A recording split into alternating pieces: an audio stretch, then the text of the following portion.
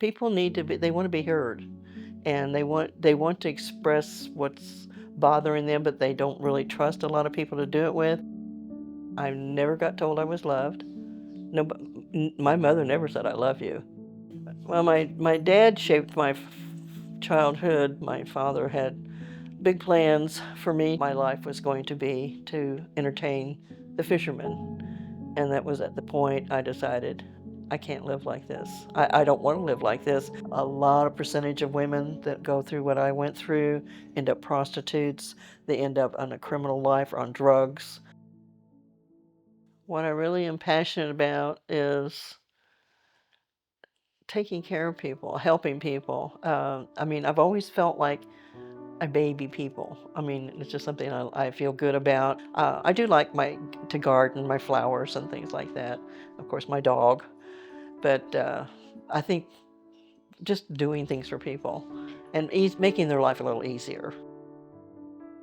Where it comes from of wanting to do this, I don't know. I think a lot of it is because I didn't get it when I was growing up. And I always feel I have empathy for people that don't seem to get the attention or the love and caring. I didn't get it when I was younger because my parents didn't show it. I mean, they were very non-parent parents. They showed no emotion. We just never got any affection or love from either one of our parents. My mom worked, my dad was gone all the time. We never knew where, but he was gone all the time, and they just never showed any affection. I never got told I was loved. No, my mother never said I love you until the day she died. She never said it. So I don't think she knew how. I found out that her mom had been married 5 times, had siblings with 3 different husbands, and I'm sure she never felt that way. My grandmother, her mom was not any more affectionate to me as a grandmother than my mother was. Still, when you're young and growing up, you think, don't they like me? And I guess I never really noticed it until I got older and I saw other families and when their children and how they were with their children, and I'm thinking, wow. I was very affectionate with my daughter, and I guess it was because I didn't get it and I wanted her to have it. I didn't really recognize that my family wasn't loving until I was at least in my 20s when I saw other families this way. And at first I thought there was something wrong with them. I did. I thought, why are they so mushy? But then I grew to understand and appreciate it. Now I appreciate it a lot.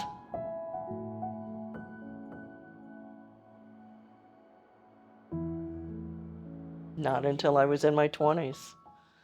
And when I got out and got around other people, because when I was growing up until I was 16, and we were not allowed to have friends and we didn't socialize. And then when I was 16, I left home and I still pretty much stayed away from people except family.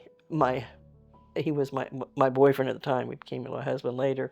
It was his family, and I had never had outside friends. Yeah, there was no hugging. There's no hugging or, showing of affection whatsoever. Well, my dad shaped my childhood by, he started when I figured it out by where we lived. He started molesting me when I was about 4.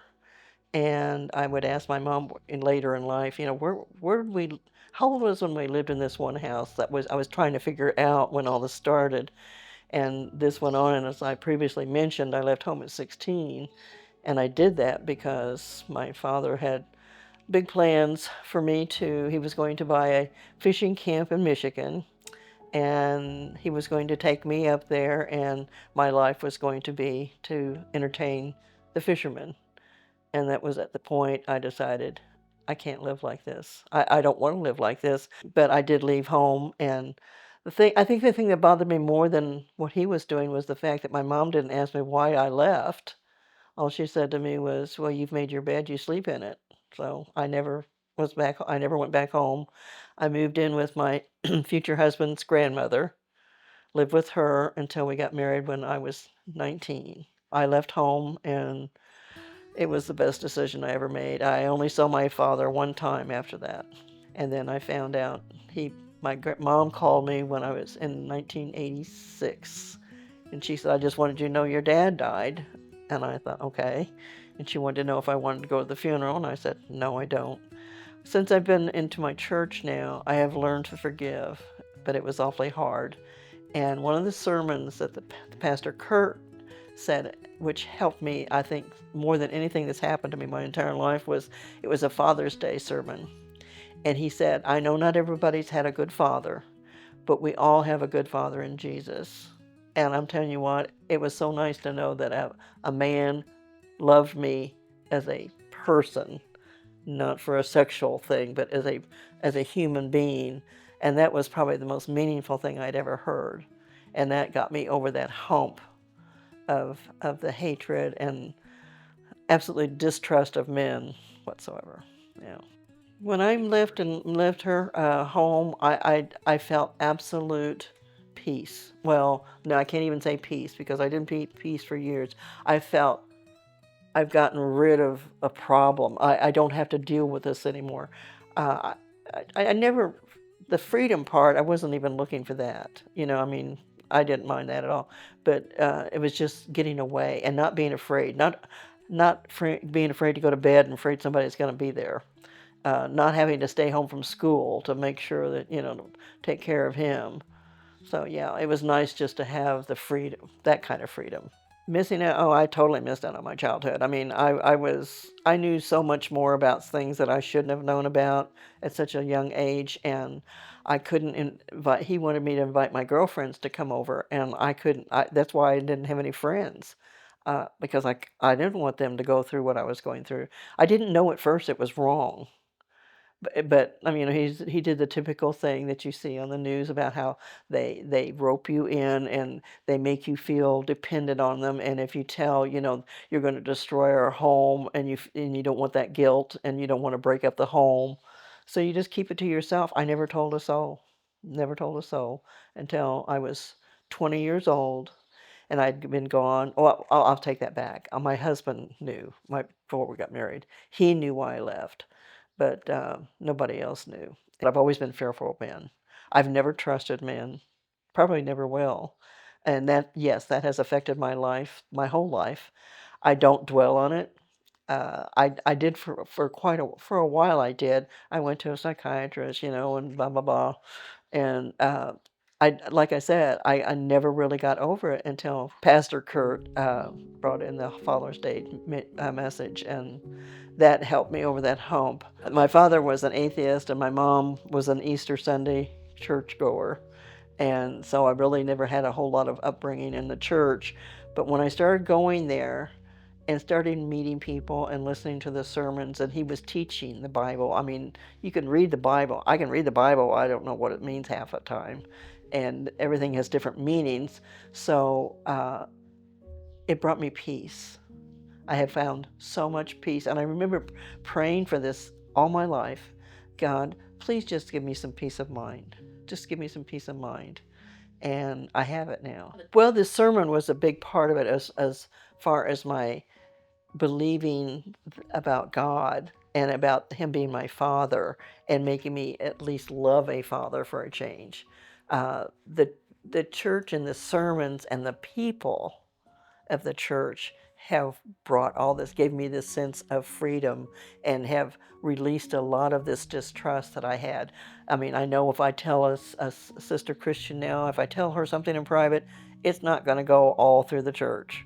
I know that I can trust her, and she knows she can trust me. So that has been a big, big blessing to me. A lot of percentage of women that go through what I went through end up prostitutes. They end up on a criminal life or on drugs. I was very fortunate. Now I know that God was with me this whole time and kept me out of that kind of life. There were some areas that He didn't keep me out of. I'm sure He tried.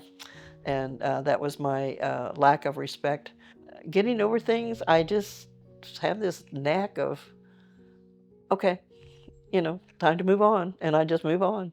I would want to tell somebody that's gone through what I've gone through, or similar things, is find somebody that you really can trust and talk to them. Um, you know, of course, I mean, the Christian world would say, coming to Christ. But if you're not in that world and you don't know anybody in that world, you don't know to go to Christ. So you need to find somebody that you can honestly trust, and but it's so hard to trust. That's why people don't go to people. They don't really trust anybody. So I was called a stuffer. I would just stuff it and stuff it. But it came out in other ways, like lots of stomach issues, um, not trusting people, never feeling comfortable. I was very shy up until I don't know when I got over it, but I finally did. But I was so shy in school. I would cry if the teacher called on me. And I was like this up until I think when I went to work at the Ramada Inn and I had to be forced into dealing with the public. And then eventually I started coming out of it, and I'd gotten away from all the people that caused me all these horrible issues and started living life.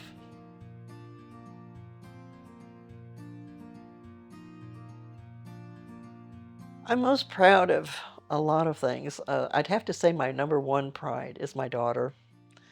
She is amazing. That her children and my great grandchildren. I'm proud of the fact that I went to college in my 50s and graduated because I was told I was stupid and would never make it, and I stayed on the honor. Or I had a 3.9 grade point average, so that made me proud. I've learned that I'm accepted. I've learned that people don't judge everything I do, that I'm not that important, to be everybody focusing on my life. I've learned happiness, true happiness. I've learned appreciation. I lost my husband 2 years ago, and I have learned, but I always knew this, that I would be okay. If people are going through things like this, like we talked before, I mean, basically, I mean, if you're a Christian, go to your church and ask for help. If you're not a Christian, try to be one. Try to turn that way, because it's amazing what it'll do for you. Um, and trust in God, which I know if you don't know that, you have to learn it. You have to be accepting to it. um, Go to somebody, and go to your doctor. Tell somebody, and they'll help you get through it without getting you in trouble or making you feel uncomfortable. You just got to trust. I have enjoyed life the whole distance. I've just had little bumps in the road that would slow me down, but in general, people never know when I'm sick. People never know when I'm unhappy, because and I'm sure it's built up of learning how to hide your feelings, when you're a child, and but normally, basically, I'm a happy person. I just Everything that's happened to me in my lifetime, I've just accepted that was just part of something that happened and just moved on. Happiness, to enjoy life, to appreciate every day, to care about the ones that care about you, and to love them, and the birds and the trees, and I mean everything. I mean, I just love life.